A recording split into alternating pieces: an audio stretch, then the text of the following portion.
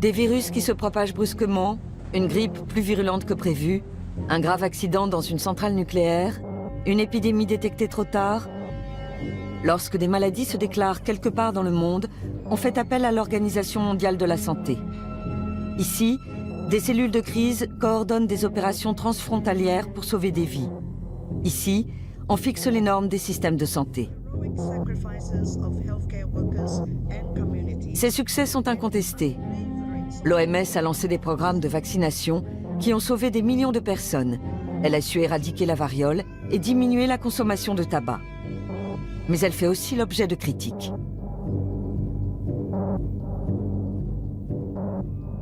La survie de l'humanité dépend de cet organisme. On a besoin qu'il puisse fonctionner de manière optimale.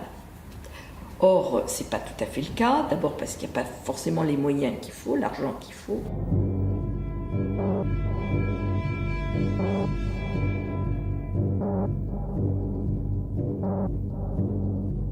On reproche à l'OMS de servir davantage les intérêts économiques que le bien de l'humanité.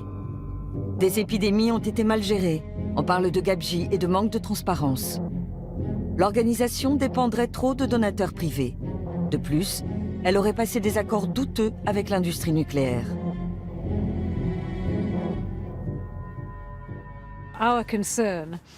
L'OMS, qui est l'autorité internationale en matière de santé, devrait être totalement indépendante de la filière nucléaire. Or, ce n'est pas le cas. L'OMS est sous-financée depuis des décennies. Mais le problème majeur, c'est qu'une grande partie des fonds dont elle dispose lui viennent d'une seule personne, Bill Gates. Si vous demandiez aux gens dans la rue, seriez-vous d'accord pour que l'OMS soit financée par une compagnie aérienne, un fabricant de nourriture industrielle ou toute autre entreprise de ce genre? Vous sentiriez-vous réellement en confiance? Ils seraient sans doute horrifiés. C'est pourtant bien ce qui se passe en ce moment. Les industriels influencent-ils les décisions de l'OMS? Un exemple récent, le glyphosate. Cet herbicide est utilisé dans le monde entier, en Europe et surtout ici, en Amérique du Sud.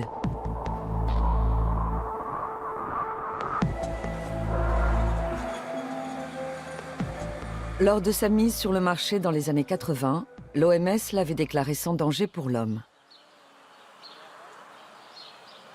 La Criolla, un petit village du nord-est de l'Argentine. C'est ici que vivent Sofia, 15 ans, et son père.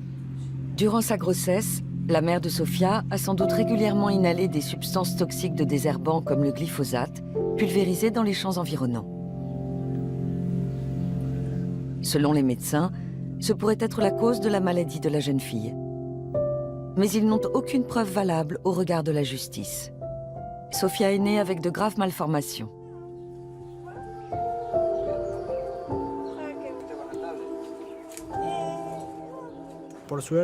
Heureusement, elle n'a encore jamais eu de problème avec le système de drainage qu'on lui a installé pour respirer.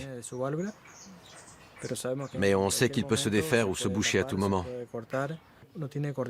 Elle n'arrive pas à coordonner ses mains et donc elle sait à peine écrire. À 15 ans, elle commence tout juste à y arriver. Pour tout ce qui concerne la motricité, elle est très limitée. Il lui faut de l'aide pour tout. Sofia vit seule avec son père. Sa mère les a quittés.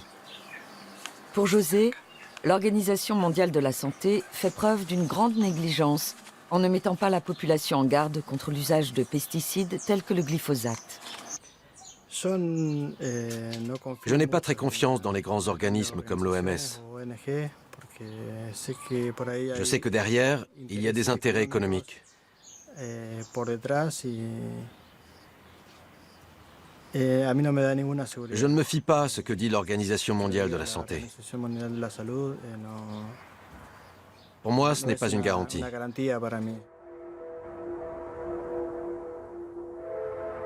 À 600 km plus au sud se trouve la ville de Mercedes.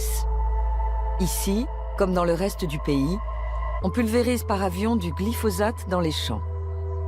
Estanislao, a fait les frais de l'utilisation imprudente de ce produit dangereux. Il n'avait alors que 3 ans.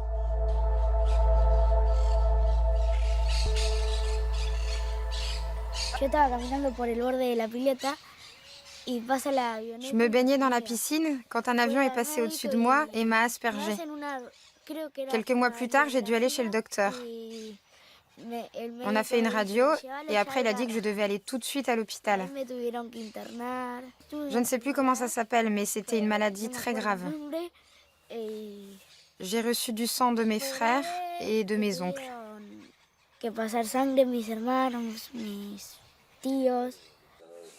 Estanislao a failli mourir d'une leucémie. Ses parents sont convaincus que c'est une conséquence directe de son exposition trop forte au glyphosate. Mais ils ne peuvent pas le prouver. Aujourd'hui, Estanislao a l'air en bonne santé. Seulement voilà, on continue à utiliser du glyphosate tout autour de la maison. On vend le glyphosate comme si c'était du caramel. Tout le monde peut en acheter 20 ou 30 litres. N'importe quelle entreprise agricole peut s'en procurer. Et personne ne vous demandera ce que vous voulez en faire. L'OMS pourrait informer des risques du glyphosate ou proposer des directives internationales sur son usage. Mais elle ne le fait pas. Resistencia, une ville du nord-est de l'Argentine. C'est ici que le biochimiste Horacio Lucero mène des recherches sur le sujet. Il a été l'un des premiers à démontrer le lien entre les mystérieuses maladies et l'herbicide.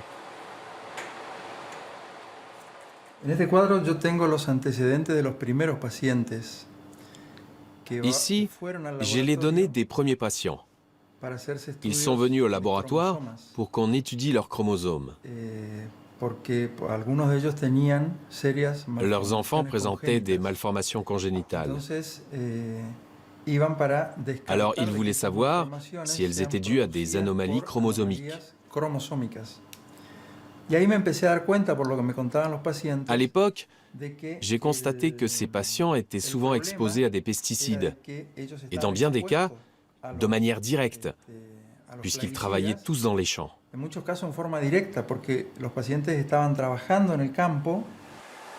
Le chercheur était sans cesse confronté à des phénomènes inexplicables. Des jeunes femmes qui faisaient plusieurs fausses couches de suite, des enfants qui venaient au monde sans jambes ou avec des malformations de la tête.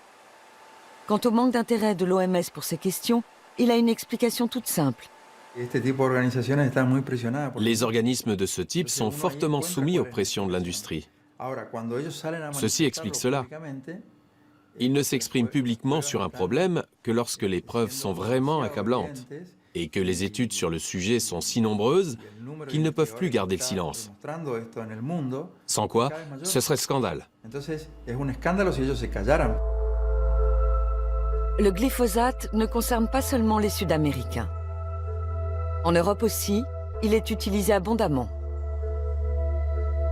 Le Bund, Association de protection de l'environnement à Berlin. Heike Moldenhauer, directrice du service de génie génétique, travaille sur le glyphosate depuis les années 90. Pour elle, il est clair que les décisions de l'OMS sont influencées par les lobbyistes.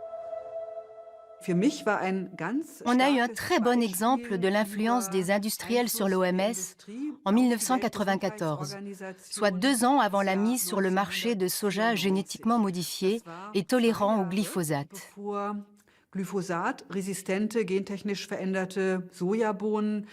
La teneur maximale en résidus chimiques autorisés dans le soja a été multipliée par 200. Ça a été déterminant pour les industriels, les fabricants comme Monsanto.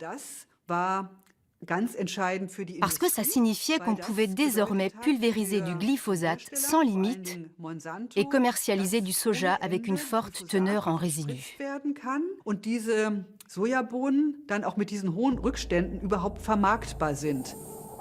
Si la teneur maximale autorisée en résidus n'avait pas été relevée, Monsanto aurait eu du mal à vendre ses produits et perdu beaucoup d'argent. Le groupe ne réagit pas aux critiques dont il est la cible. Officiellement, il n'a versé que de modestes contributions à l'OMS dans les années 90. À l'époque, les activités des lobbies qui représentaient ses intérêts ont éveillé les soupçons. Ils ont versé 90 000 $ de dons, ont eu directement accès à l'OMS grâce à leur accréditation et ont demandé un statut officiel. Mais il est impossible de prouver leur influence.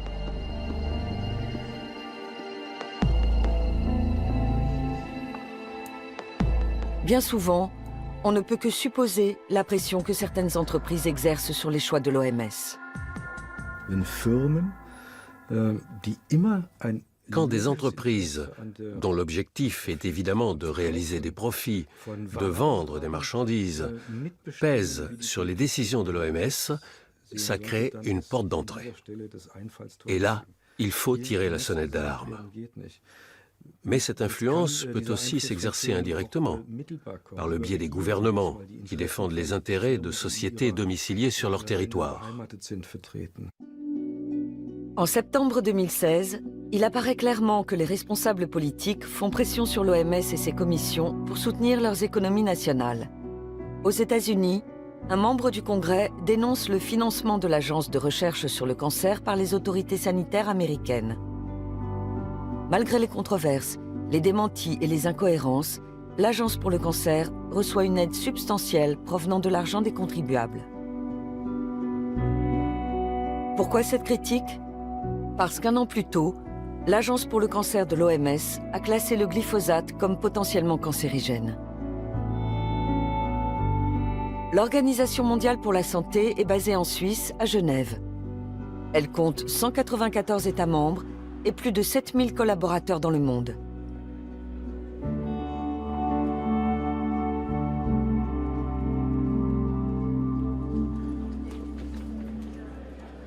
L'OMS est sous-financée.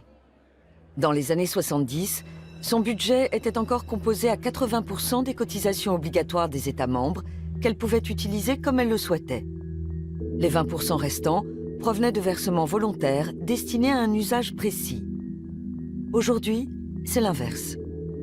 Manifestement, les pays membres ne veulent pas d'une OMS forte et ont gelé les fonds dont l'organisation peut disposer librement. Ils préfèrent verser des contributions volontaires parce qu'ils peuvent décider eux-mêmes de leur affectation. Les organisations non gouvernementales pointent du doigt ce problème depuis longtemps. Pour Jörg Schaber, spécialiste de l'industrie pharmaceutique, les dons compromettent l'indépendance de l'OMS. Ce sont des versements volontaires qui proviennent essentiellement d'États, mais aussi souvent d'institutions privées, comme la Fondation Gates, et de l'industrie pharmaceutique. Et à nos yeux, c'est très problématique, parce que les États, les fondations et surtout les groupes pharmaceutiques ont leur propre agenda. Ils suivent leurs propres objectifs. Ils influencent, voire manipulent les choix de l'Organisation mondiale de la santé.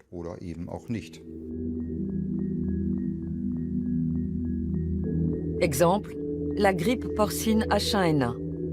L'OMS a déclaré la pandémie en 2009, une décision contestée, tout comme les médicaments préconisés à l'époque.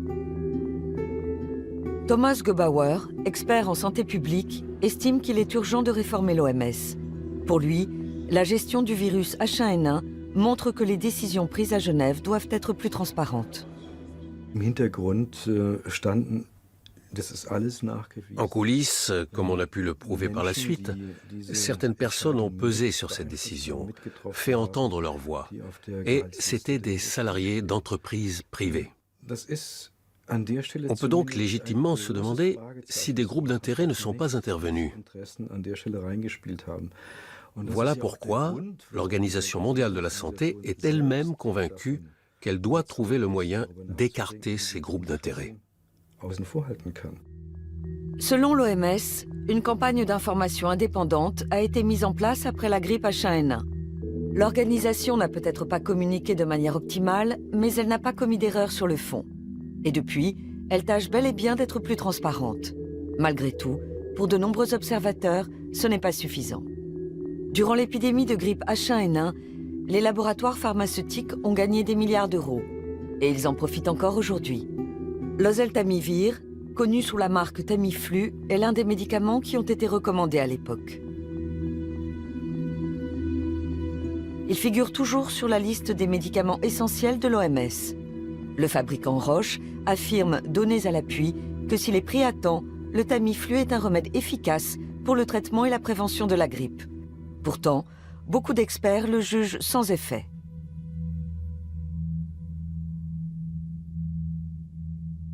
L'OMS nie être vulnérable au lobby, comme on le lui reproche.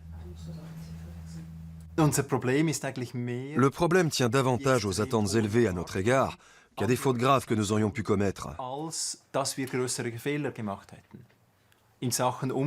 S'agissant des relations avec le secteur privé, nous n'avons pas commis d'erreurs notables. Mais les attentes sont tellement fortes qu'on nous soupçonne d'avoir pu en faire.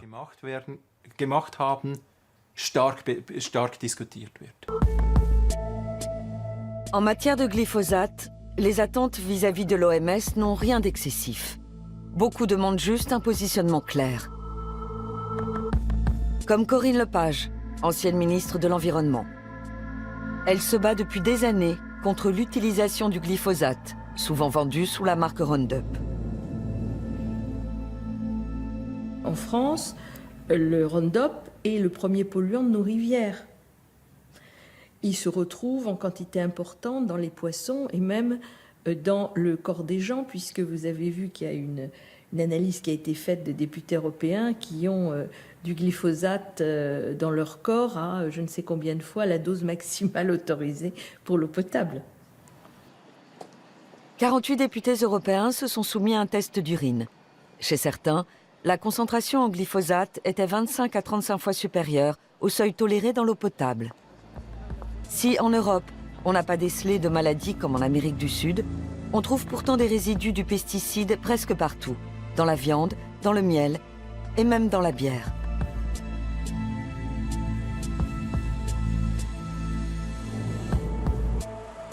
Berlin, siège du BfR, l'Institut fédéral allemand d'évaluation des risques.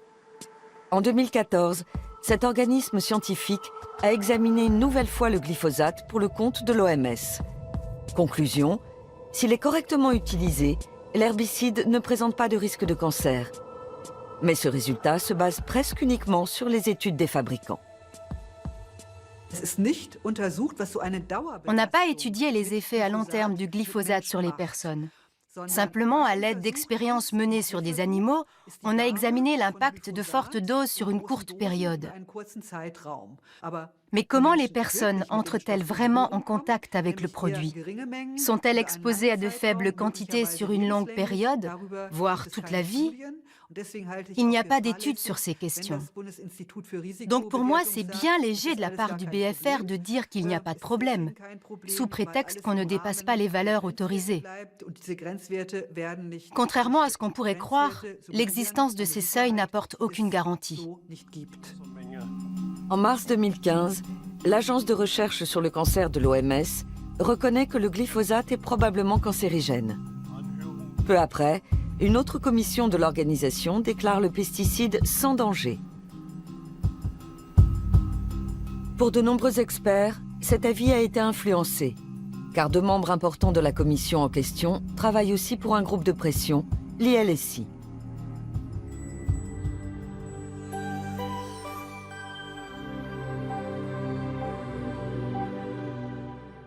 Quelques jours après la publication de l'avis, le journal anglais The Guardian révèle que l'ILSI a reçu plus d'1 million de dollars de Monsanto et d'un lobby. L'OMS dément avoir subi des pressions. On ne souhaite pas nous en dire plus sur le glyphosate. D'une manière générale, on ne pense pas que le secteur privé impose trop fortement ses intérêts. Nous ne pouvons pas faire n'importe quoi avec n'importe qui. Nous ne l'avons jamais fait et nous ne le ferons jamais. Mais nous ne pouvons pas non plus nous isoler totalement. Il faut rester pragmatique et trouver le moyen de bien nous protéger tout en étant efficace. Malheureusement, il arrive souvent que certains acteurs cherchent à nous pousser vers un extrême ou un autre. Mais même si l'OMS parvient à se protéger de l'influence des donateurs, le problème du sous-financement subsiste. La crise d'Ebola a montré quelles pouvaient en être les conséquences. En 2014, un virus mortel se propage en Afrique de l'Ouest. Les gens meurent en masse de graves hémorragies internes, de fièvre et de déshydratation.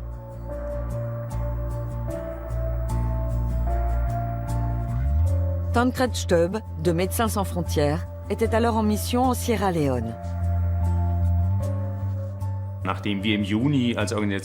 En juin, notre association a déclaré que le virus Ebola était hors de contrôle. Mais il a fallu attendre jusqu'en août pour que l'OMS fasse le même constat. Au début, l'OMS nous a reproché de semer la panique, de tirer la sonnette d'alarme pour quelque chose qui n'était pas si grave que ça. Pendant des mois, Médecins sans frontières a organisé l'aide d'urgence et envoyé jusqu'à 4500 collaborateurs sur le terrain. Mais de nombreuses vies auraient sûrement pu être sauvées si la communauté internationale et surtout l'OMS avaient réagi plus tôt. Ebola a fait plus de 11 000 morts.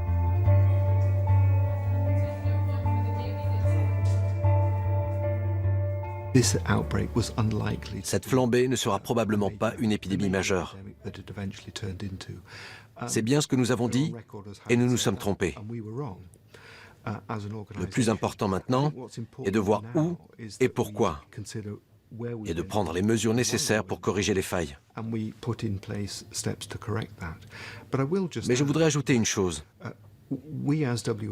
À l'OMS, nous avons analysé ce qui s'était passé avec Ebola et nous avons reconnu avoir fait des erreurs. L'essentiel dans l'élaboration d'un nouveau plan d'urgence, c'est que nous ayons appris de ces erreurs et que nous sachions ce que nous pouvons améliorer. Beaucoup d'associations humanitaires critiquent le mauvais fonctionnement des structures de l'OMS. Pendant longtemps, les représentants nationaux de l'organisation en Afrique ont minimisé la crise, par crainte de mettre en péril l'économie de la région. Par ailleurs, le budget du service en charge d'Ebola a été réduit de moitié avant le début de l'épidémie.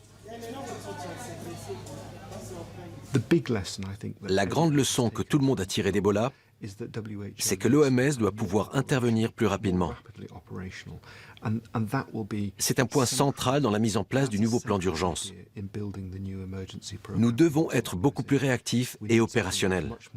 Ce qui est différent des tâches habituelles que l'OMS accomplit en général de manière irréprochable, à savoir l'élaboration de normes et de réglementations.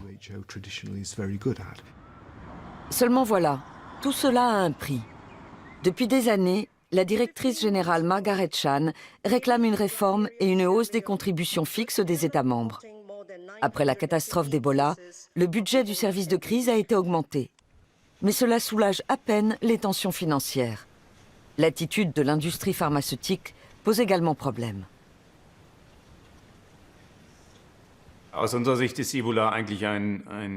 Ebola est un exemple très révélateur de toutes ces maladies connues depuis longtemps mais qui ne sont pas étudiées. Il n'y a pas de vaccin ni de médicaments contre Ebola. Il existe au moins une douzaine de maladies tropicales négligées, comme on les appelle. Certaines sont célèbres, comme la tuberculose, contre laquelle on n'a créé pratiquement aucun nouveau médicament depuis des décennies. L'une des explications est que ça touche souvent des populations pauvres, qui vivent bien loin de tout marché lucratif. Ce qui n'incite pas les laboratoires pharmaceutiques à entreprendre des recherches pour trouver des remèdes. Tous les jours, la tuberculose tue plus de 4 900 personnes dans le monde. Elle refait aussi son apparition en Occident. L'entrée des pays d'Europe de l'Est dans l'Union européenne a entraîné une hausse du nombre de cas. De plus, certains réfugiés sont porteurs de la maladie.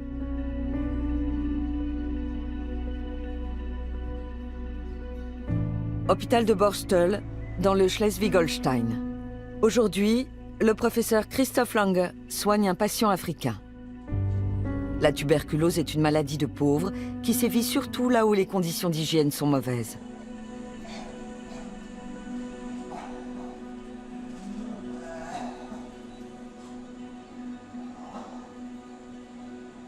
Tant que la prévention en matière de santé ne sera pas améliorée dans les pays d'origine, il sera difficile de vaincre la maladie.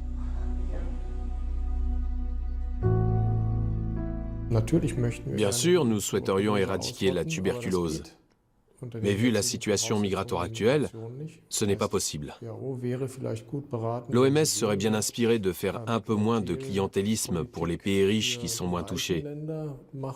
Et dans la zone européenne, par exemple, elle devrait inciter davantage les pays riches à venir en aide aux pays pauvres d'Europe de l'Est.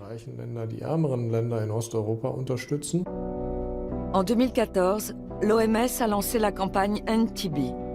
L'un des objectifs est d'éradiquer la tuberculose dans les pays riches, qui sont les moins touchés. Selon certains experts, comme Christophe Lange, c'est une mauvaise idée.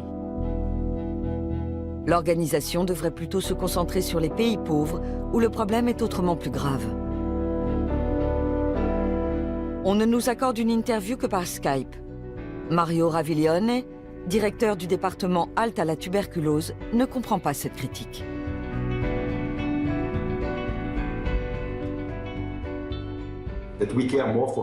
C'est complètement absurde de dire qu'on se préoccupe plus de l'Europe que de l'Afrique. On est tout à fait conscient du fardeau que représente la tuberculose. Depuis que la tuberculose a ressurgi en Europe, de nouveaux médicaments ont vu le jour, la bédaquiline et le délamanide, un marché important pour l'industrie pharmaceutique. L'OMS les a très vite inscrits sur la liste des médicaments essentiels. Ils ne peuvent toutefois être pris que sous surveillance médicale. Jörg Schaber trouve cette décision précipitée.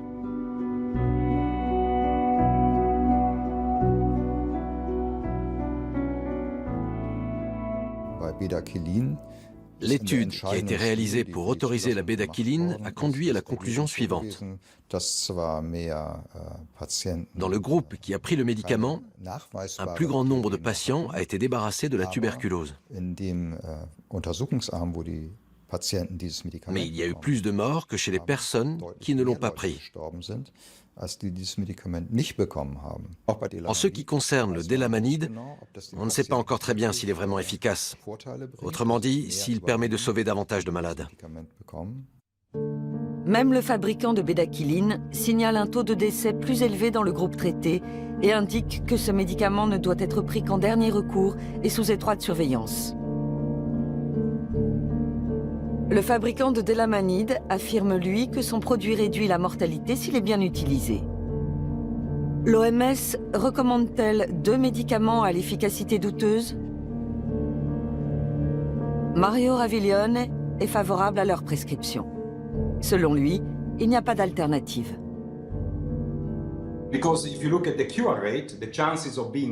Après 6 mois de traitement, les chances de guérison sont nettement plus élevées. Je n'ai pas les chiffres sous la main, mais c'est de l'ordre de 20%. Vu l'urgence sanitaire liée à la tuberculose multirésistante, il nous a paru important d'introduire ces nouveaux médicaments, sous certaines conditions.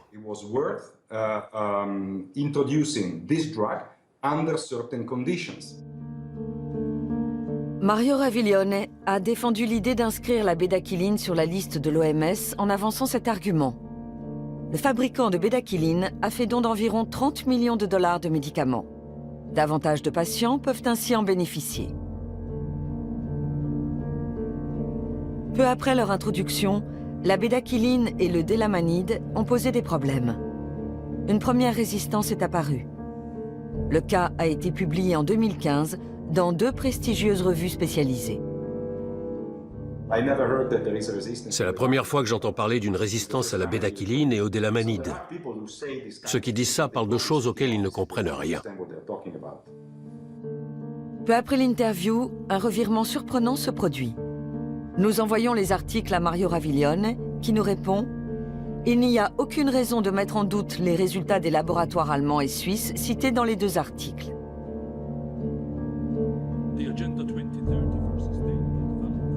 Il n'existe pas d'autre remède contre la tuberculose résistante. Mais est-il possible de prendre une décision autonome quand un groupe pharmaceutique donne pour 30 millions de dollars de médicaments et qu'ensuite, la fondation de ce même groupe fait des dons en nature d'une valeur de 10 millions de dollars? Tant que l'OMS dépendra des donations, des contributions volontaires d'entreprises privées, et en particulier de groupes pharmaceutiques, il lui sera difficile de prendre des positions claires et d'agir fermement. Or, c'est absolument indispensable, parce que de nombreuses maladies dans le monde peuvent être évitées. Il serait donc primordial qu'elle soit une structure indépendante. L'université Queen Mary de Londres. C'est dans ces lieux que David McCoy effectue des recherches. En tant que médecin, il a notamment travaillé 15 ans en Afrique du Sud et est considéré comme un expert du système de santé publique. Ces dernières années, nous avons vu que l'OMS était de moins en moins contrôlée par l'Assemblée mondiale de la santé et les gouvernements qui en sont pourtant responsables. Et de plus en plus asservie à une poignée de donateurs privés, dont la Fondation Gates. Depuis l'an 2000, Bill Gates et sa femme œuvrent au sein de l'une des plus grandes institutions privées pour le bien commun. La Bill and Melinda Gates Foundation, qui a versé plus de 2 milliards de dollars à l'OMS depuis la fin des années 90. La fondation s'engage dans le monde entier pour le traitement et l'éradication de maladies. Elle investit dans des soins médicaux et lutte contre la malnutrition des enfants. L'une de ses priorités est d'éliminer la polio en fournissant vaccins et médicaments au plus grand nombre de personnes possible.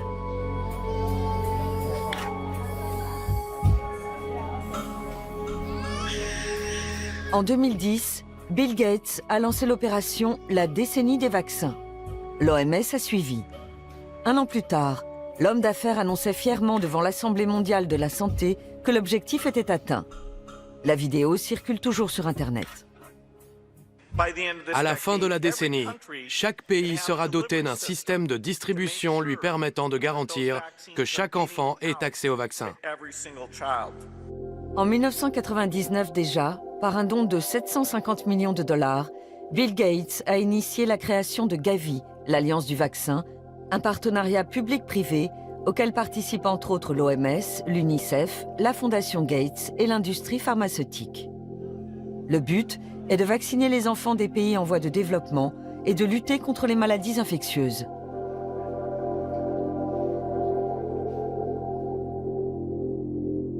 Après les États-Unis, la Fondation Gates et la Grande-Bretagne, Gavi est au 4e rang parmi les donateurs de l'OMS. La Fondation Gates a versé 4 milliards de dollars à l'Alliance et par là même à l'OMS. 2 patrons de grands groupes pharmaceutiques siègent au conseil d'administration de Gavi.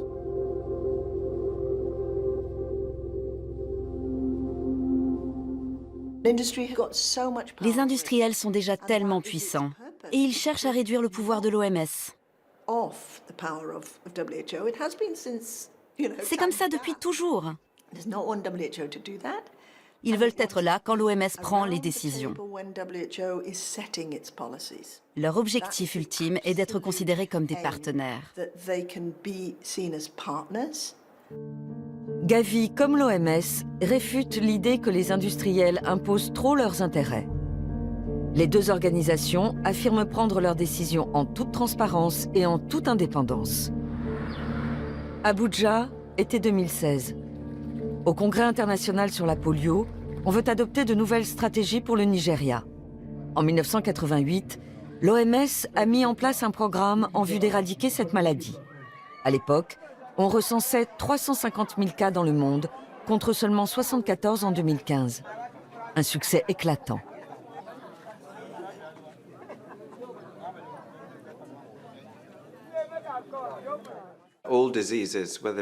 Toutes les maladies, qu'il s'agisse du paludisme, de la polio, de la rougeole ou du sida, appellent une solution médicale, une approche technique ou technologique pour les combattre ou prévenir leur apparition.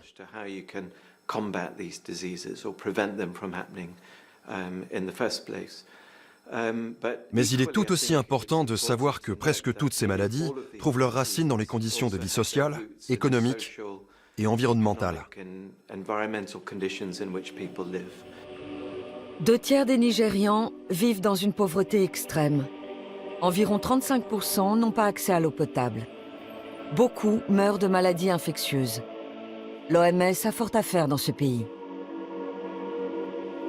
Pour comprendre l'importance d'améliorer les soins médicaux, il suffit d'aller à l'hôpital de Bori, dans le delta du Niger. Ici, on manque de tout. La salle d'opération et l'ensemble des équipements auraient besoin d'être totalement rénovés. Le docteur Paul Biralo dirige l'établissement. Il travaille 24 heures sur 24, mais ça ne suffit pas.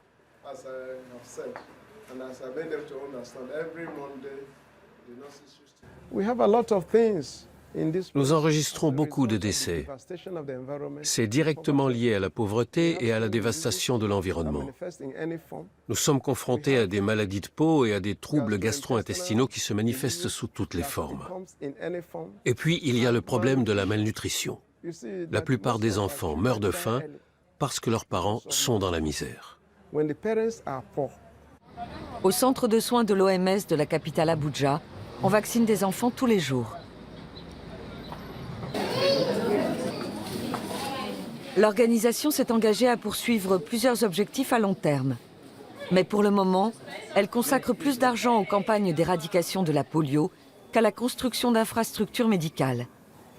Il faut dire que la Fondation Gates affecte plus de la moitié de ses fonds à la lutte contre la polio, ce qui se répercute sur les priorités de l'OMS. Le programme de lutte contre la polio a effectivement pour but d'éradiquer le virus. Il ne vise pas à construire un système de santé. En même temps, je dirais que le personnel contribue largement aux objectifs d'immunisation et de santé publique. Mais la priorité n'est pas de créer des infrastructures sanitaires, c'est vrai. L'accent étant mis sur les campagnes de vaccination, il reste moins de moyens pour d'autres actions. Avec une eau propre et une alimentation suffisante, on pourrait pourtant sauver plus de vies sur le long terme. Les Gates se veulent ouverts et larges d'esprit. Mais ils sont fermés aux critiques des journalistes. Pendant des mois, nous essayons d'obtenir une interview. Après de nombreuses demandes, leurs collaborateurs nous proposent un échange par Skype. Ils savent qu'on leur reproche de trop se concentrer sur les campagnes de vaccination.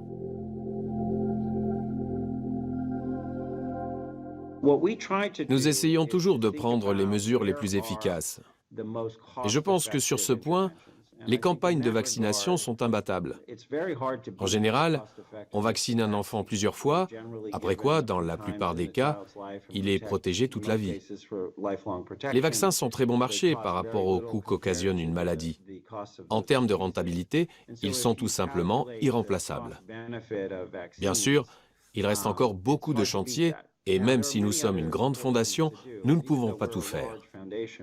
Nous investissons dans de nombreux domaines, en particulier dans la santé, mais aussi dans le développement agricole, la microfinance, l'approvisionnement en eau et l'hygiène. Mais ces mesures ne semblent pas porter leurs fruits. Chaque jour dans le monde, plus de 2000 enfants meurent de diarrhée, bien souvent dû à un manque d'hygiène. Selon les détracteurs, on se focalise trop sur quelques maladies contre lesquelles il existe des médicaments ou des vaccins.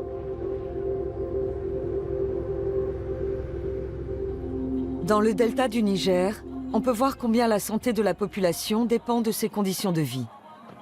Depuis les années 60, des entreprises internationales et nigérianes y extraient du pétrole.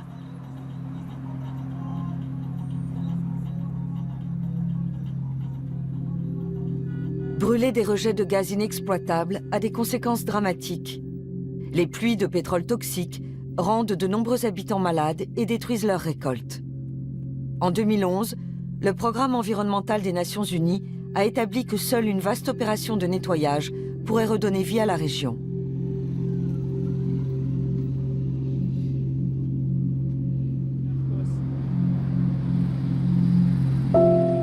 Le village de Kana, à l'embouchure du Niger. Les Blancs s'aventurent rarement jusqu'ici, et en général, quand ils le font, c'est uniquement pour tirer profit du pétrole. Chaque visite suscite malgré tout l'espoir que les choses vont enfin bouger.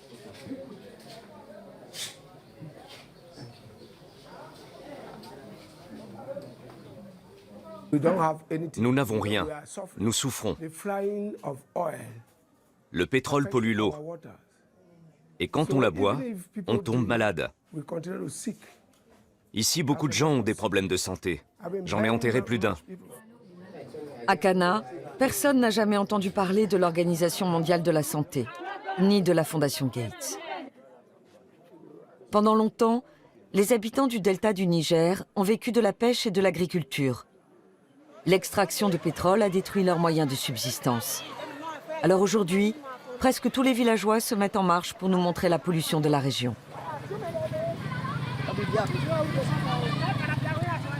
Precious Malou était lui-même pêcheur. À présent, il est le porte-parole du village.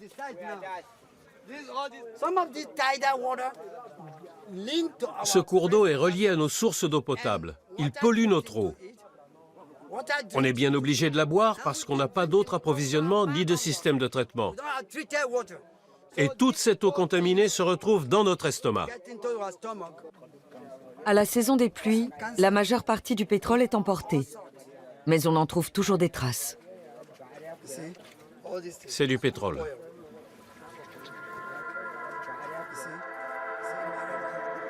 Rui Miguel Vaz est le représentant du Nigeria à l'OMS. Les problèmes sanitaires causés par le pétrole dans le delta du Niger dépassent son champ d'action. Pour lui, c'est du ressort du gouvernement nigérian.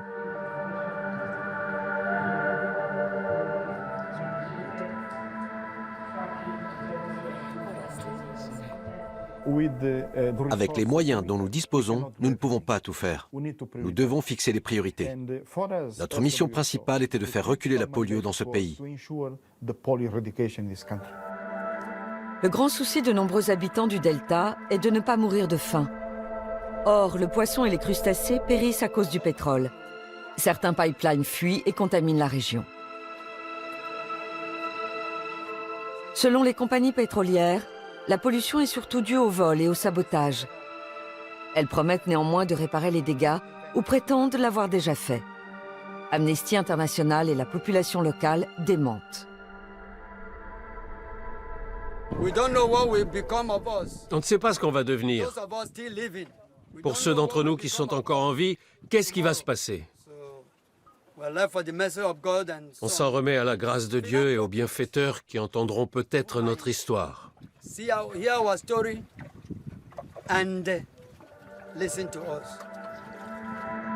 La Fondation Gates pourrait être un de ces bienfaiteurs, mais elle a d'autres priorités. Les habitants de Cana ne reçoivent quasiment aucune aide.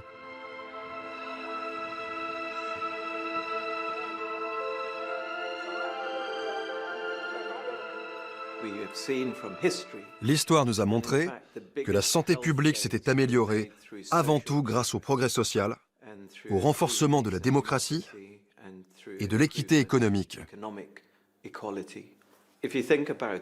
S'il y a bien une chose qui ferait avancer la santé dans le monde, ce serait une redistribution des richesses. Ce n'est visiblement pas la préoccupation de la Bill & Melinda Gates Foundation. Au contraire, elle gagne de l'argent avec des entreprises qui sont soupçonnées de détériorer les conditions de vie de nombreuses personnes. Dans sa déclaration d'impôt, la Fondation doit indiquer comment elle place ses fonds. Bill et Melinda Gates en sont les administrateurs. Le politologue Thomas Kuchenmeister a regardé ces investissements de plus près.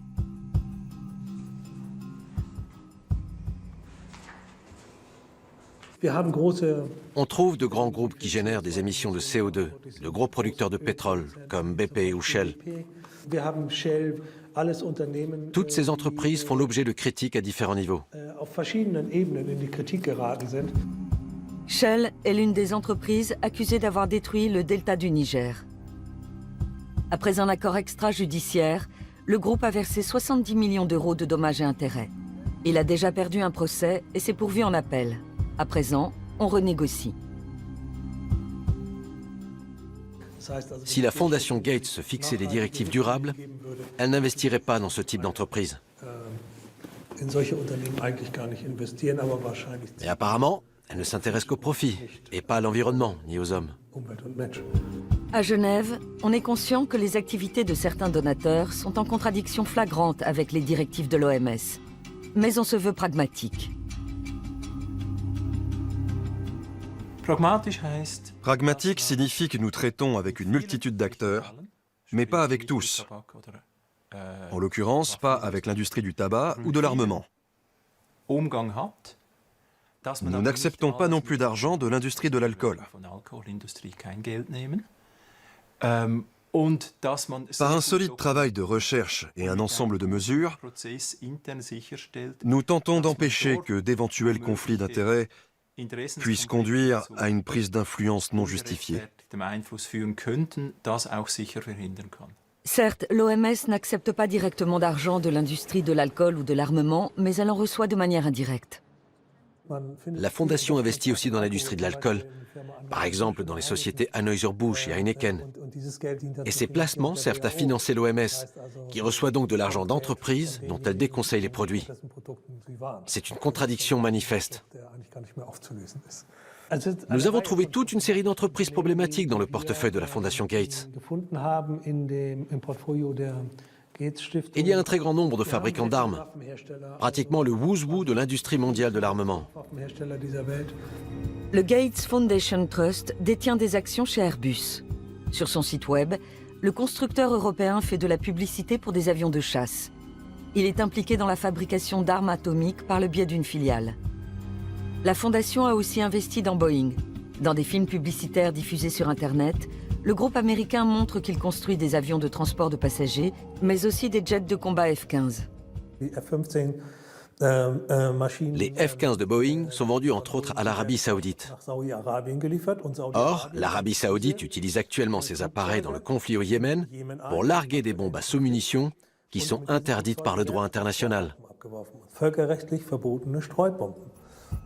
Les sommes investies dans les avions de chasse, le pétrole et l'alcool sont minimes par rapport à d'autres placements. Mais pour les opposants comme Thomas Kuchenmeister, ça ne change rien à la contradiction de fond. La Fondation Gates affirme n'investir que dans les entreprises dont les activités ne sont pas egregious, néfastes, comme celles qui opèrent dans le secteur du tabac ou au Soudan. En outre, les investissements seraient totalement indépendants, puisque gérés à part. Mais est-ce vraiment dissociable ?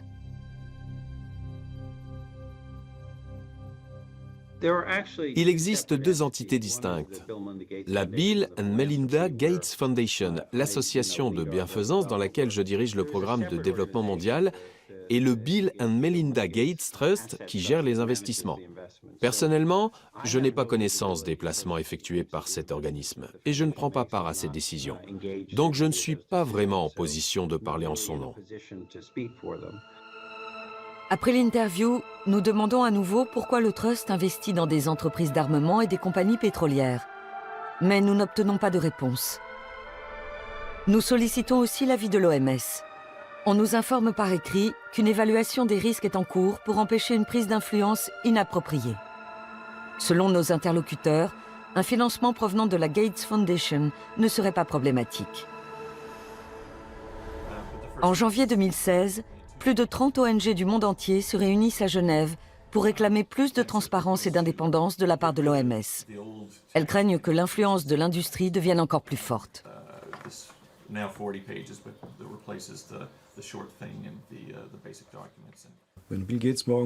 Si demain Bill Gates décidait de soutenir plutôt l'éducation ou la protection de l'environnement, qui sont aussi de bonnes causes, l'OMS s'effondrerait. Le pouvoir de décision est dans les mains d'une seule personne. C'est digne d'une structure féodale.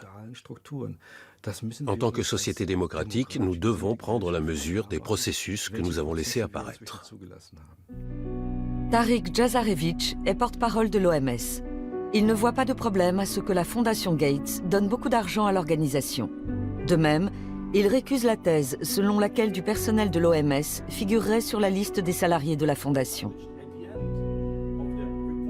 Je ne pense pas que nous ayons un seul collaborateur qui soit payé par une fondation.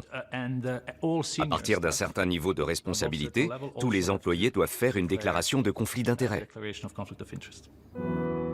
KM Gopakumar a des preuves qui contredisent les déclarations du porte-parole.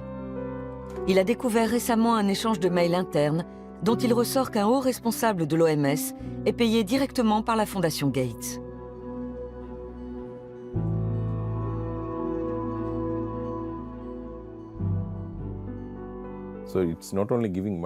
La Fondation ne se contente pas de faire des dons. Elle place également ses hommes. C'est très préoccupant. Ça peut signifier que l'OMS est dirigée par ses donateurs, non seulement parce qu'elle reçoit de l'argent de leur part, mais aussi parce qu'elle engage leurs collaborateurs et les laisse gérer le programme. Une fois encore, nous demandons par écrit à l'OMS quelle est sa position. Le porte-parole relativise ses propos. Durant l'interview, il n'était pas préparé à cette question et de toute façon, des dizaines de collaborateurs sont mis à disposition par les ONG, les institutions universitaires et les fondations.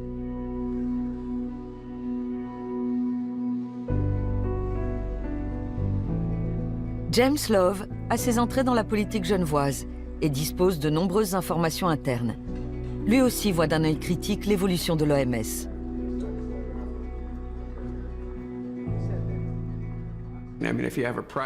Si une institution privée donne plus d'argent que l'Allemagne, que l'Angleterre ou que les États-Unis, on peut s'attendre à ce qu'elle exerce une certaine pression. Il serait naïf de croire le contraire. Souvent, les gens ne voient pas ce que ça implique, ni quels sont les objectifs de la Fondation Gates. Il faut bien se rendre compte que les collaborateurs de Gates ne viennent pas sans arrière-pensée. Ils ont une idée bien précise de ce qu'ils veulent faire. Chris Elias, le porte-parole de la Fondation Gates que nous avons joint par Skype, ne comprend pas ces critiques. Nous nous considérons comme un partenaire de l'Organisation mondiale de la santé. Nous reconnaissons que l'OMS est régie par ses États membres à l'Assemblée mondiale de la santé. Et nous essayons d'ajuster notre aide au budget qui est voté tous les 2 ans à cette Assemblée. À l'Assemblée générale, l'OMS fixe ses objectifs et ses stratégies. Lors de la dernière session en mai 2016, l'accent a été mis sur la protection contre les conflits d'intérêts et une prise d'influence inappropriée. En examinant la composition du personnel de la Gates Foundation, on voit combien l'industrie, les fondations et l'OMS sont étroitement imbriqués.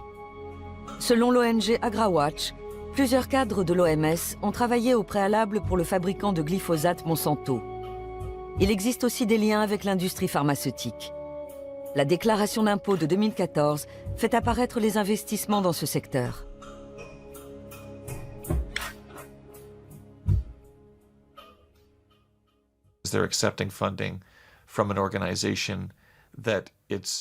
L'OMS accepte de l'argent d'une fondation dont les finances dépendent du succès de l'industrie agroalimentaire et pharmaceutique.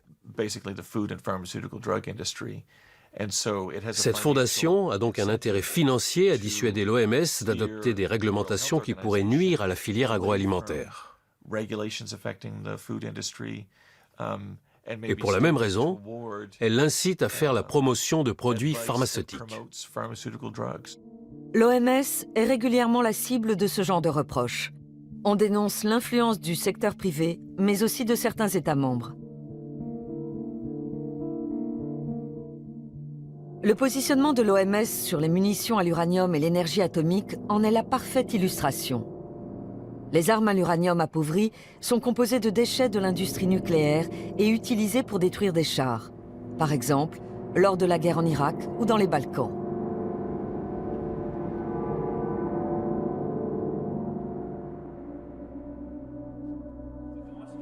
Alex Rosen, porte-parole de l'Association internationale des médecins pour la prévention de la guerre nucléaire, a étudié les risques liés à ces armes. L'uranium est un métal lourd et donc toxique. Il est nocif pour tout le corps et surtout pour les reins. Il peut aussi provoquer des cancers ou des malformations du fœtus pendant la grossesse. Les chars abandonnés représentent un danger particulièrement important. Le contact avec les particules radioactives peut causer des cancers, notamment des lymphomes et des leucémies. En Irak, de plus en plus d'enfants viennent au monde avec des malformations. Les scientifiques y voient un lien avec les munitions à l'uranium appauvri.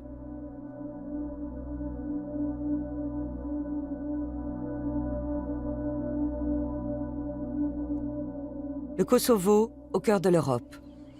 17 ans se sont écoulés depuis les guerres de Yougoslavie. Ici, plus de 10 tonnes de munitions à l'uranium appauvri ont été larguées par l'OTAN et cela a longtemps été tenu secret. Peu après le début du conflit, beaucoup de soldats italiens sont tombés malades et sont morts. L'OTAN a alors admis utiliser des munitions à l'uranium, tout en précisant qu'elles étaient sans risque si elles étaient manipulées correctement. L'OMS a elle aussi déclaré la fin de l'alerte. Les personnels en bonne santé peuvent être envoyés dans les zones exposées à l'uranium appauvri sans avoir à craindre de conséquences pour leur santé. L'OMS reconnaît que l'uranium peut être nocif pour la santé, mais n'estime pas que la radioactivité des munitions à l'uranium appauvri soit cancérigène. Elle s'appuie en cela sur les déclarations d'autres organisations des Nations Unies. Pour certains scientifiques, c'est une erreur.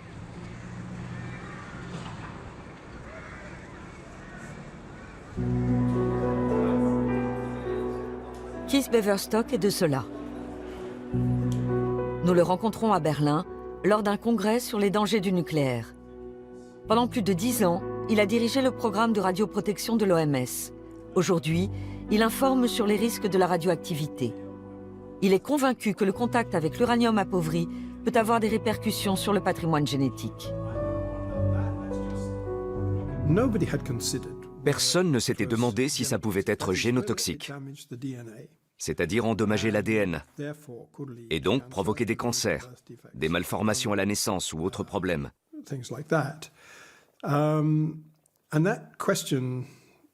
Il fallait absolument tirer cette affaire au clair. Alors j'ai décidé de réaliser une étude avec quelques collègues. L'OMS a refusé de la publier.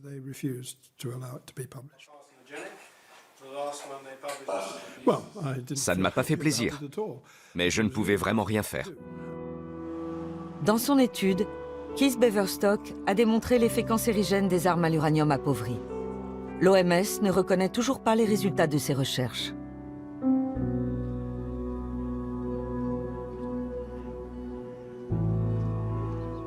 Des études scientifiques indépendantes sont absolument nécessaires. Nos confrères en Serbie et au Kosovo nous signalent régulièrement une hausse sensible des cas de cancer et d'autres maladies dans les régions exposées aux radiations. Des soldats français aussi sont tombés malades à leur retour du Kosovo. Comme Ludovic Akariès, mort peu de temps après. Son père, Alain, tente de surmonter son deuil. Mais il revient sans cesse aux nombreux documents qu'il collecte depuis des années sur l'impact des armes à l'uranium appauvri.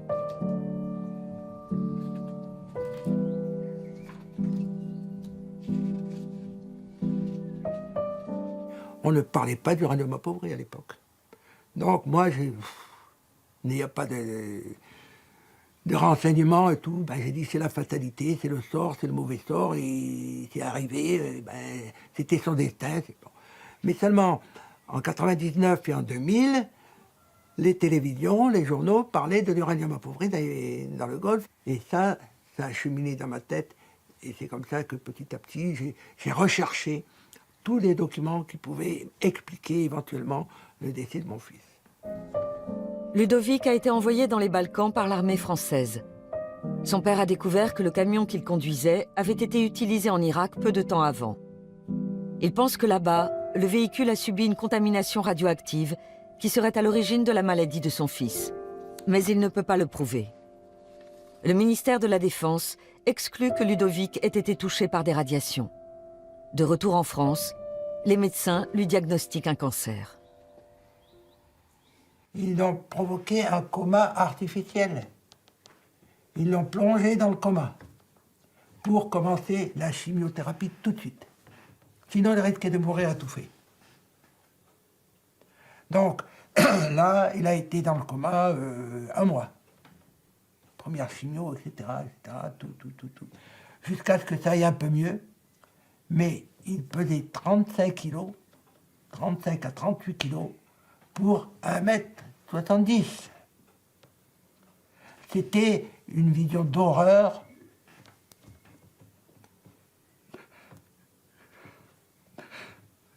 Comme les images qu'on a pu voir à la libération des camps de prisonniers nazis. C'était un squelette. Il ne tenait plus debout.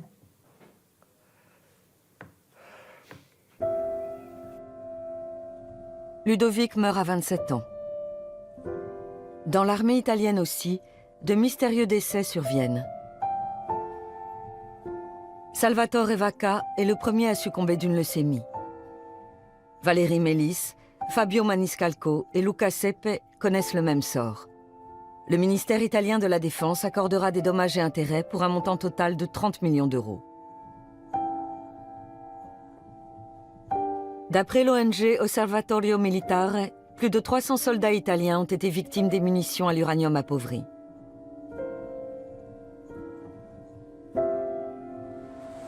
Des troupes allemandes étaient également stationnées dans les Balkans. Officiellement, aucun soldat allemand n'a subi de dommages du fait d'armes à l'uranium. Alain attaque l'OTAN en justice. Il a abandonné l'espoir d'une prise de position de l'OMS. L'OMS, plus ou moins, je dirais en otage, parce que l'OMS n'est pas libre de dire... Les responsables de l'OMS qui le déclarent, on les vire. Même à l'OMS, qui est pourtant l'Organisation mondiale de la santé, qui donc est responsable au premier rang, au premier titre de la santé des populations mondiales, n'est pas libre de dire ce qu'elle veut dire, et ce qu'elle pourrait dire et ce qu'elle devrait dire. Lors de l'Assemblée plénière des Nations Unies en 2008, l'OMS a remis en cause l'existence d'un lien entre la mort des soldats et l'utilisation d'armes à l'uranium appauvri. Elle a promis une nouvelle étude qui n'est toujours pas parue à ce jour.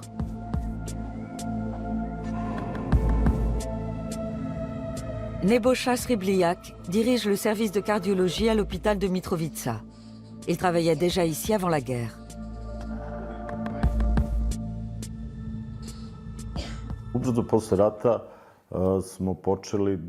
À la fin de la guerre, nous avons constaté une hausse inquiétante du nombre de décès par cancer du poumon. Ce qui était intéressant pour nous sur le plan scientifique, c'est que les patients étaient beaucoup plus jeunes qu'avant la guerre. Jusque-là, les personnes qui déclaraient la maladie étaient en général plus âgées. C'est ce qui nous a incités à entreprendre d'autres recherches. En analysant les résultats, nous avons découvert que la majorité des patients avaient souvent séjourné dans les zones contaminées avant de tomber malades. Le médecin a relevé un doublement du nombre de cancers depuis 1990 dans la région de Mitrovica. Selon d'autres experts, ces études ne sont pas probantes.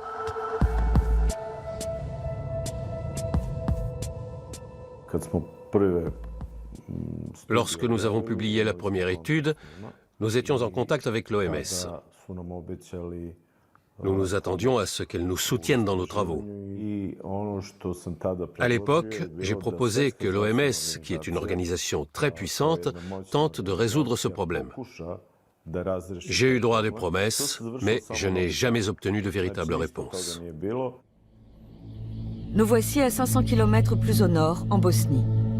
Ici aussi, on a eu recours à des munitions à l'uranium appauvri, mais en quantité bien moindre qu'au Kosovo.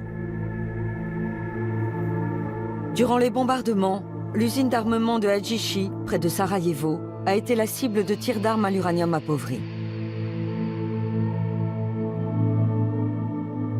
Zijad Fazlagic dirigeait alors l'entreprise.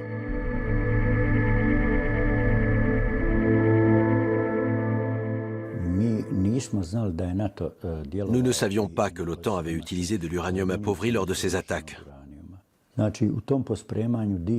Au cours des travaux de déblaiement, les ouvriers ont même joué avec les munitions. Ça faisait de jolies étincelles quand ils les jetaient.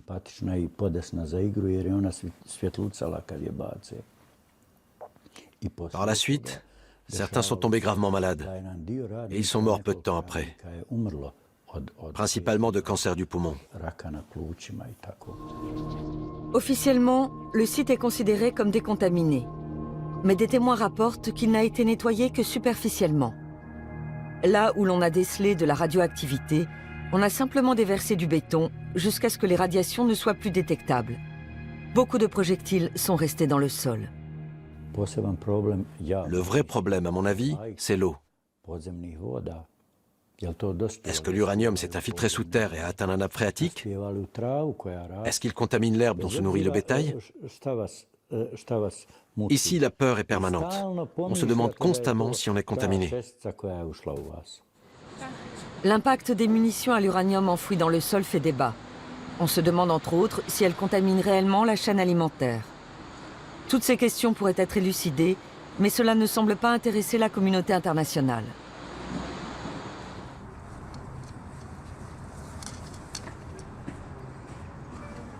Nous avons rendez-vous au bureau de l'OMS à Sarajevo. On ne souhaite pas s'exprimer sur les conséquences sanitaires des armes à l'uranium appauvri et on renvoie la balle dans le camp des dirigeants nationaux.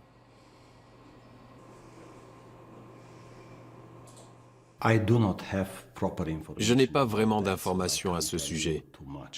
Je ne peux donc pas vous dire grand-chose, si ce n'est que le gouvernement prend le problème très au sérieux et qu'avec l'aide de la communauté internationale, il met tout en œuvre pour décontaminer la région. Bien sûr, les zones interdites d'accès constituent une menace pour la population et tous les ans, on déplore des victimes. Mais pour ce qui est de l'uranium, là vous m'en demandez trop.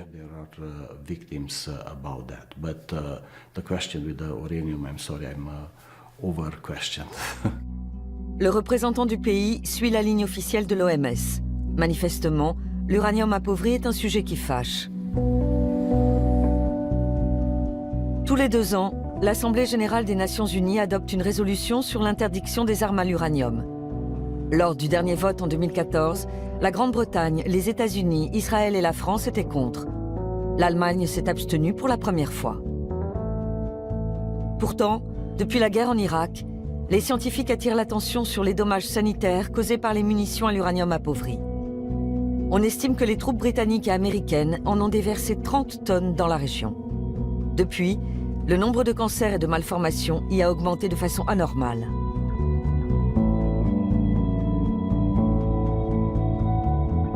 Le gouvernement allemand est très divisé sur la question.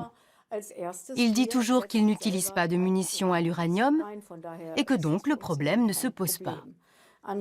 En même temps, il s'en remet à l'OMS, que tout le monde voit comme une organisation indépendante.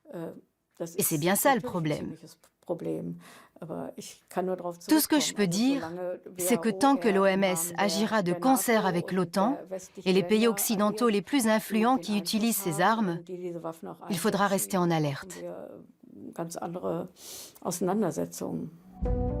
Au siège genevois, les requêtes concernant les munitions à l'uranium appauvri ne sont pas autorisées. Pendant des mois, nous demandons une entrevue avec la directrice générale, Margaret Chan, en vain. Nous échangeons plus de 30 mails avant d'obtenir une interview avec des attachés de presse et des experts. Mais peu de temps avant le tournage, on nous informe que toute question sur les armes à l'uranium appauvri est exclue.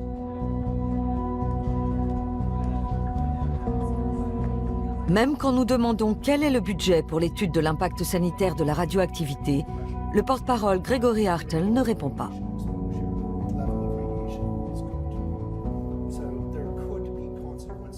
Je n'ai pas de chiffres.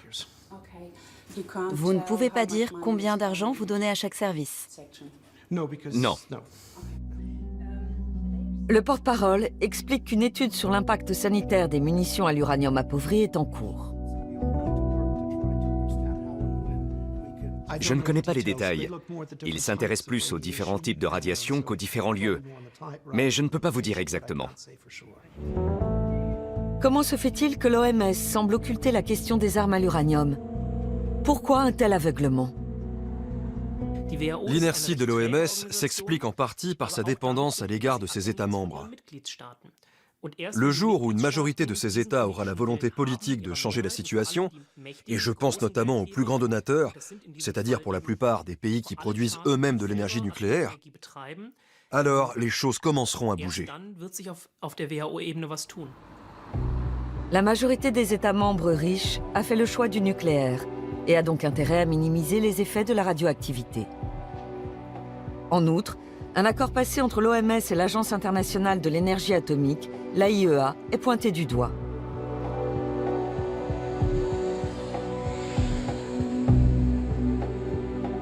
Corinne Lepage fait partie des détracteurs.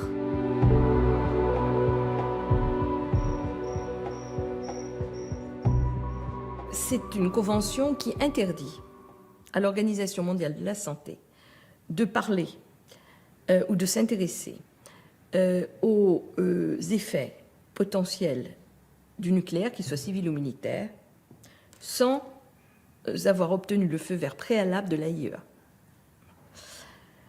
C'est extrêmement grave, parce que ça veut dire qu'on subordonne la santé publique, et donc les conséquences sanitaires liées à l'utilisation du nucléaire, à l'intérêt de l'industrie du nucléaire.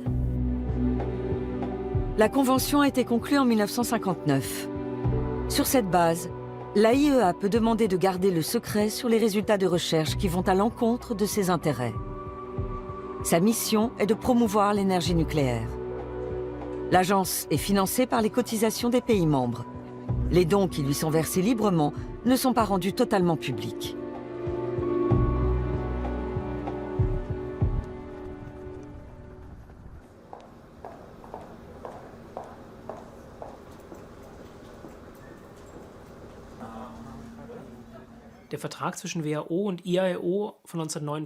L'accord passé en 1959 entre l'AIEA et l'OMS est un accord tout à fait classique, comme il en existe entre toutes les organisations des Nations Unies.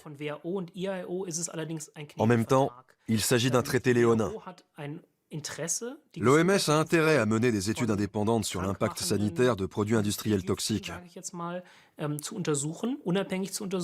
Or, l'AIEA a inscrit dans son préambule qu'elle souhaitait promouvoir le nucléaire dans le monde.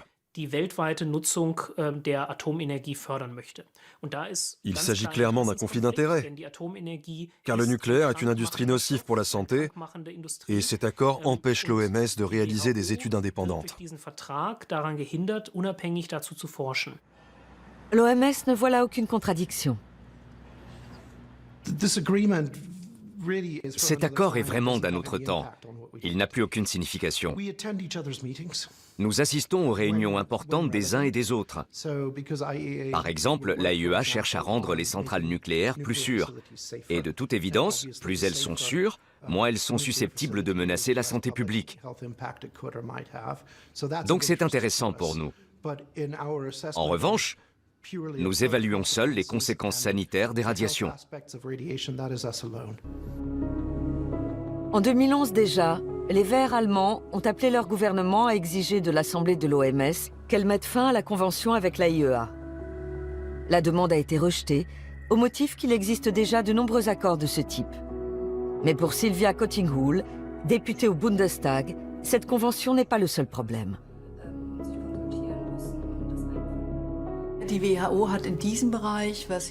Si l'OMS veut réaliser une étude scientifique sur les dommages liés aux radiations, elle n'a pas suffisamment de moyens pour le faire en toute indépendance. Il y a deux mesures à prendre. 1. Annuler cet accord au niveau international. Et 2. Donner à l'OMS les ressources nécessaires pour qu'elle puisse effectuer son travail. En avril 2016, Sylvia Kottinghull a demandé une nouvelle fois au gouvernement allemand de s'engager pour l'indépendance de l'OMS et a transmis sa requête à la Commission sur l'environnement. Ce sera un succès s'ils acceptent de traiter certains points. En Allemagne, la sortie du nucléaire fait aujourd'hui consensus. Mais au niveau international, Berlin se tient en retrait sur ce sujet. En France, les initiatives pour une sortie du nucléaire n'emportent pas l'adhésion générale. La population soutient la politique énergétique du gouvernement. Il faut comprendre qu'en France, le pouvoir nucléaire est le pouvoir tout court. Et c'est pas demain matin, avec les difficultés que le nucléaire rencontre aujourd'hui, qu'ils vont accepter de mettre sur la table la question de la santé publique. Peut-être qu'un Vert pourrait prendre cette initiative au Parlement français, et encore j'en suis pas sûre, mais ça a zéro chance d'aboutir. La discussion avec la Commission sur l'environnement a duré une demi-heure. La requête des Verts sur les liens suspects entre l'OMS et l'AIEA a été déboutée.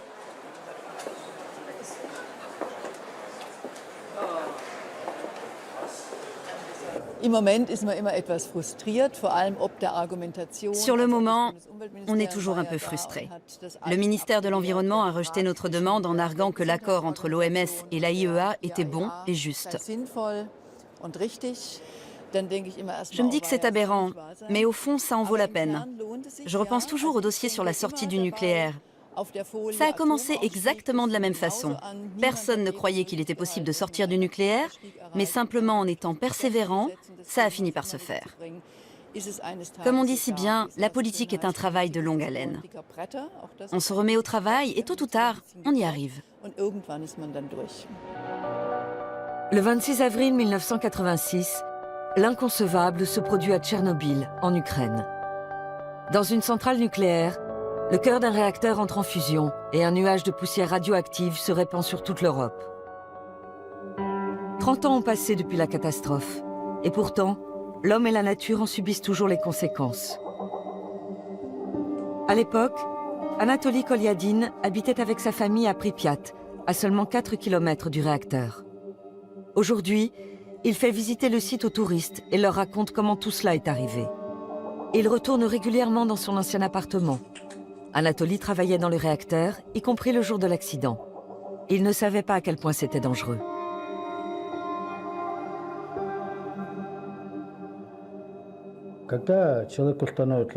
Quand les gens ont commencé à se sentir mal, à avoir des vertiges et des nausées, on a compris qu'ils avaient été exposés à plus de 100 röntgen.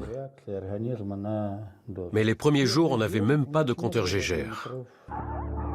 La population n'a pas été informée des dangers des radiations. Les évacuations en masse n'ont commencé qu'une semaine après l'explosion. Aujourd'hui, Anatoly est inapte au travail. Mais il a eu de la chance, il a survécu. Beaucoup de ses amis et collègues sont morts. Il y a toutefois de vives polémiques sur le nombre de victimes et les méthodes de comptage.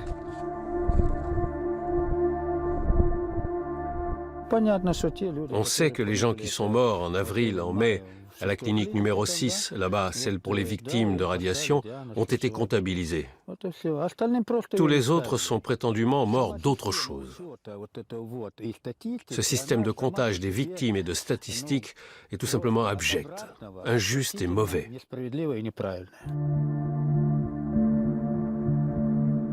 Les affirmations d'Anatoly sont confirmées par de nombreux scientifiques. On sait aujourd'hui que le gouvernement de l'ex-Union soviétique a manipulé les chiffres.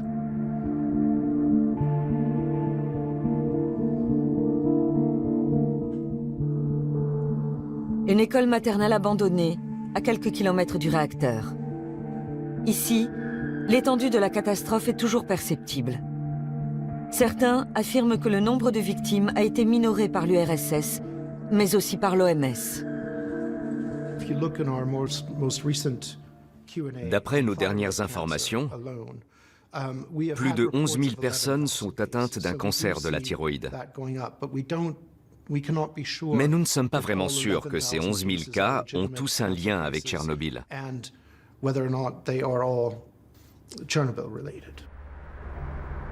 De nombreuses études montrent que le bilan est nettement plus lourd.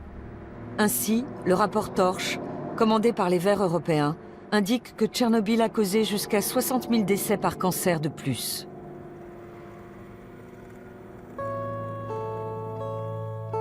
Cet hôpital pour enfants, situé à quelques kilomètres de Kiev, accueille la 3e génération de victimes de l'accident nucléaire. Des enfants qui n'étaient même pas nés à l'époque. La plupart souffrent de cancer de la thyroïde. Olga Boyarskaya dirige l'hôpital. Elle se sent souvent seule. L'Ukraine est en guerre et la plupart des gens ne veulent plus entendre parler des victimes de Tchernobyl. Ils ont d'autres soucis. Olga les comprend. Elle estime que l'OMS a minimisé les répercussions de la catastrophe.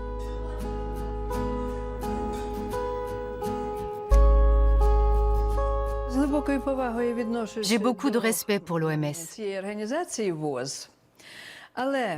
Mais si les membres de cette organisation venaient passer 5 ans ici, alors la situation changerait. Natalia Borovic veut faire examiner sa fille Alina. Elle-même avait 8 ans lorsque le réacteur a explosé. Elle n'a quitté la région que 5 ans après l'accident. Entre-temps, elle a dû se faire retirer la thyroïde.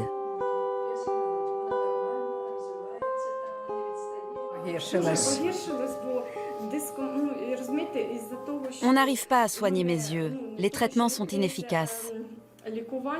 Mon œil ne tient pas en place. J'ai constamment l'impression que tout le monde me regarde, me montre du doigt. Ça me mine, tout le temps.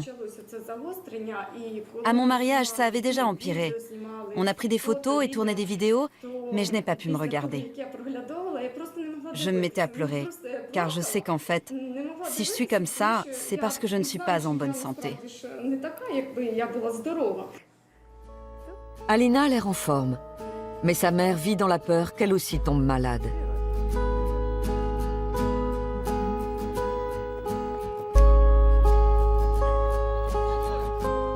30 ans après le désastre, beaucoup de denrées alimentaires sont toujours irradiées dans les environs de Tchernobyl.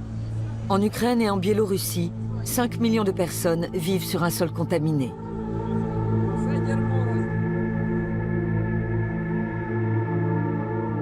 Oleg et Sergueï sont nés à Ivankiv et la forêt les préoccupe. Elle est contaminée et pourtant on continue de la brûler. Les riverains respirent donc de la fumée radioactive. Et avec les cendres, on fertilise les champs, si bien que des particules irradiantes pénètrent dans les légumes. Les gens deviennent imprudents. Si l'OMS les mettait davantage en garde contre les risques qu'ils courent, ils feraient peut-être plus attention. Oleg est convaincu qu'aujourd'hui encore, les habitants sont malades à cause de Tchernobyl, comme sa fille. Ma fille est née à 27 ans. Et en ce moment, elle est à l'hôpital.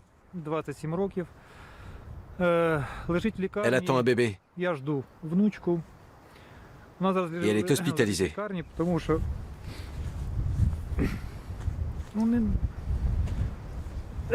Parce qu'elle risque de le perdre.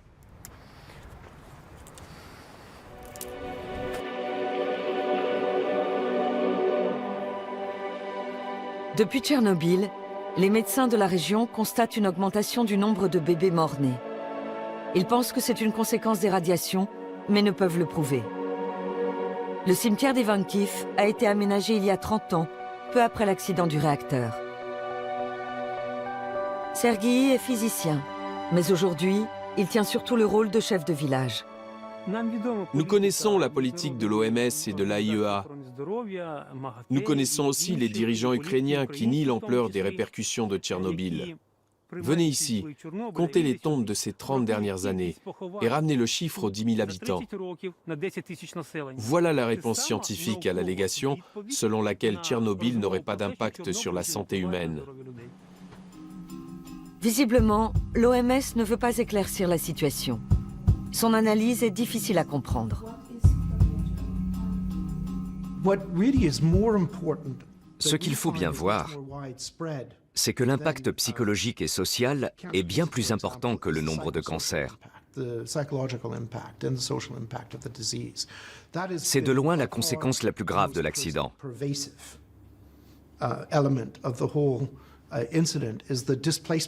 Les gens ont été déplacés et ils ont souffert des changements sociaux et économiques liés à la catastrophe, parce qu'ils ont dû partir de chez eux et que leur vie a été détruite économiquement. Et puis le fait de ne pas savoir si on est tombé malade à cause de Tchernobyl, c'est quelque chose qui peut vous ronger. La catastrophe a évidemment des répercussions psychologiques, mais cela n'explique pas le nombre colossal de cancers.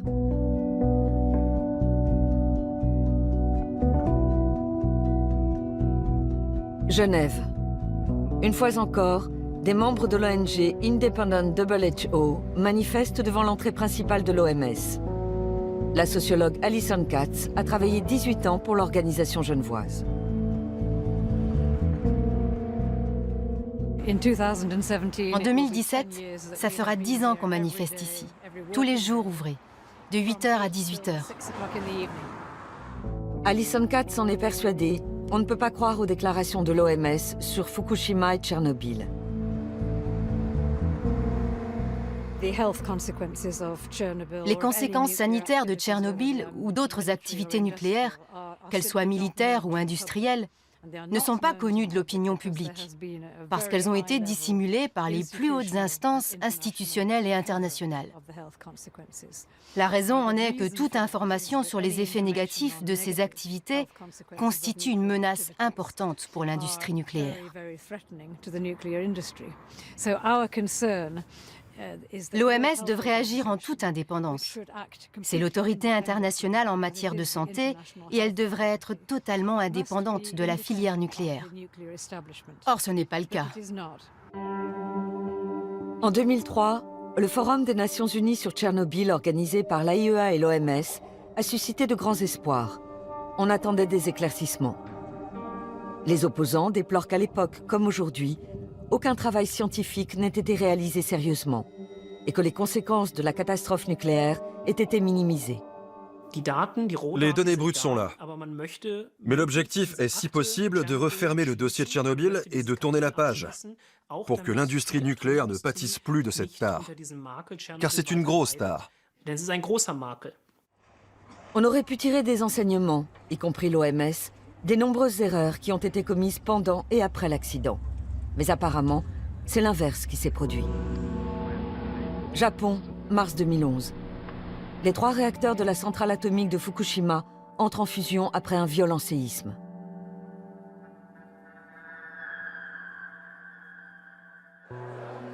Keith Beverstock se préparait depuis des années à une telle catastrophe. Fort des expériences de Tchernobyl, le scientifique avait prévu des mesures d'urgence et des plans d'évacuation.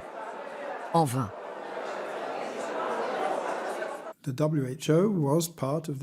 L'OMS a participé à une commission internationale dirigée par l'AIEA. Mais ça n'a pas fonctionné. Tout simplement. Le lundi, heure européenne, l'AIEA n'était même pas encore sur place alors que l'accident s'était produit le vendredi matin, heure japonaise. L'OMS n'était pas là non plus. Bref, on a perdu 4 jours. Ça aurait changé bien des choses si on avait appliqué le plan d'urgence si soigneusement répété.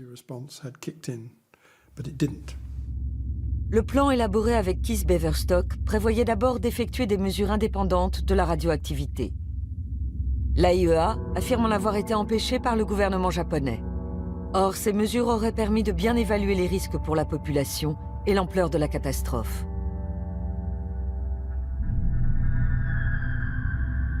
En principe, l'OMS devrait diligenter sans plus attendre des études indépendantes, puisqu'elle est censée agir pour la santé de tous et rester scientifiquement neutre et irréprochable.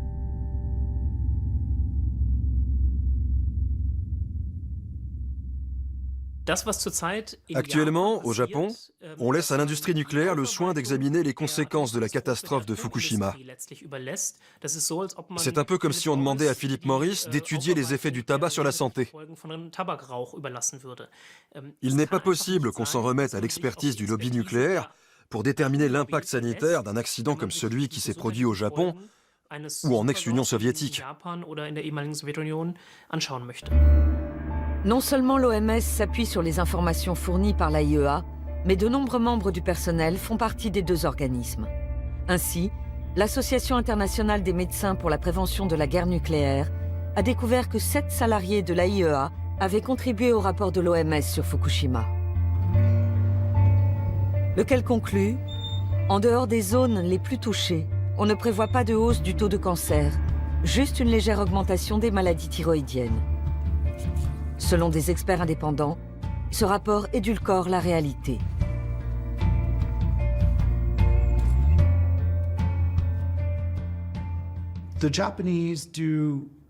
Les Japonais réalisent énormément de dépistage et ils ont décelé beaucoup de cancers de la thyroïde. Certains sont sans doute une conséquence de Fukushima, mais on en a trouvé une partie simplement parce qu'on a cherché. Quand on cherche, on trouve. Donc si on a décelé bien plus de cancers, c'est parce que même les personnes qui ne sont pas touchées et qui ne vivent pas dans la zone à risque de Fukushima sont dépistées. Tout le monde est dépisté. On trouve comme ça beaucoup de kystes ou de tumeurs bénignes qu'on n'aurait pas trouvées autrement. Bref, c'est une très bonne chose pour la population qu'on procède à ces dépistages. Les dépistages jouent bel et bien un rôle. Mais pour les experts, ça n'explique pas la forte hausse du nombre de maladies. Fukushima montre que face à un accident nucléaire, l'OMS n'agit pas de manière autonome. En cas de nouvelle catastrophe, elle sera sans doute encore tributaire du gouvernement concerné et de l'AIEA.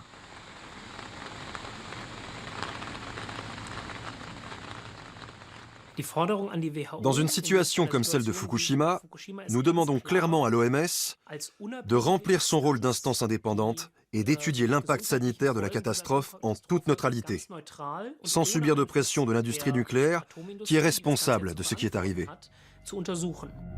En matière de nucléaire, les choses ne sont pas près de changer à l'OMS. Mais il existe des projets de réforme dans d'autres domaines.